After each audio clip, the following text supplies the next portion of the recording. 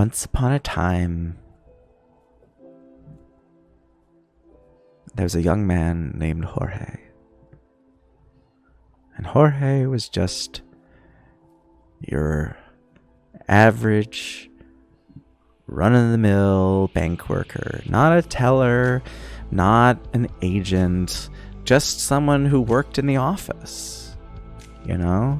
Filing papers, making sure all the credit and debits, added up to what they were meant to be. A bean counter, they would have called him back in the old days. But no one calls a person like that a bean counter anymore. They just call him a schmuck with a job if they call him anything. But Jorge got paid. And it was enough to pay his rent. It was enough to buy food for his dog. And, maybe a nice little modest vacation now and again.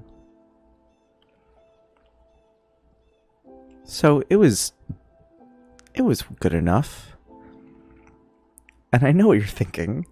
This is starting very similarly to the last story. But don't worry, there's no mountain coming up. There's no mountain climb. Although, there is a sort of leap that does need to be taken. There is a moment at which Jorge is going to see a great voyage ahead of him and decide whether or not to jump.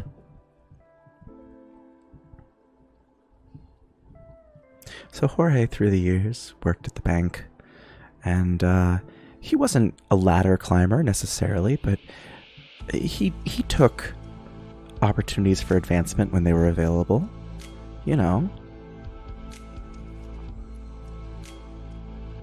And so eventually he rose through the ranks, through an analyst, an evaluator.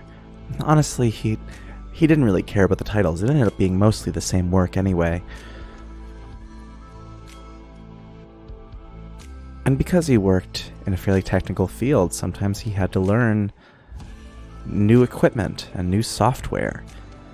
And he spent a lot of time reading the manual for these new gadgets and gadgets. But they were so boring. I mean, they were so unbelievably boring. And so he would read these manuals, and to try to get himself to focus on it, he got a pen, and he would highlight. He would underline passages. He would remember them anyway, but it kept him engaged. And so he would have that pen in his hand, and he would sort of fidget with it and tap with it. And when he wasn't actively highlighting anything and underlining anything, he would sometimes just scribble little lines in the margins. Nothing major. Just little zigzags, or a square, or a cube, or a small duck. Well, that was odd, he thought. He looked down on page 67C of the manual for the Monitron 92 LR to turn the page, and he saw a little duck in the margin. And he thought, well, surely that's not part of the original printed manual. Did I draw that? I don't remember drawing that. And it is true that Jorge did have a gift for drawing. He didn't advertise the fact. It wasn't a big deal. But he had an eye, and his hands knew how to listen to his eyes. And sometimes these little ducks, or gremlins, or aqueducts would just emerge from him when he wasn't thinking. And he looked down at that duck, and it made him chuckle. He had a duck chuckle. A duckle, if you will. And then he thought about the word duckle, and that made him chuckle. So he had a duckle chuckle. And before you know it, Jorge is just laughing up a dang storm. at his desk working on this manual, except he wasn't working on the manual anymore. He tried to focus on it, but he kept drawing little guys in the margin. He just started to draw and to illustrate and to animate. He would draw little guys in the corner of the manual, and he would make little flip books. All of a sudden, he realized everyone had gone home for the night. He'd been there for hours, just drawing and giggling and chuckling.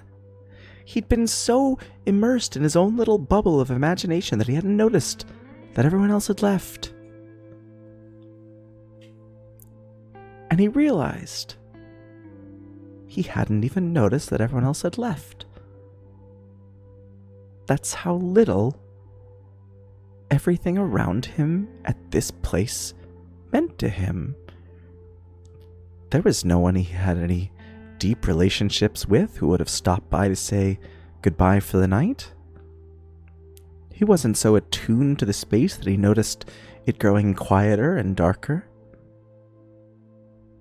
He didn't even notice that he hadn't read a single word in this manual. But he remembered that little duck.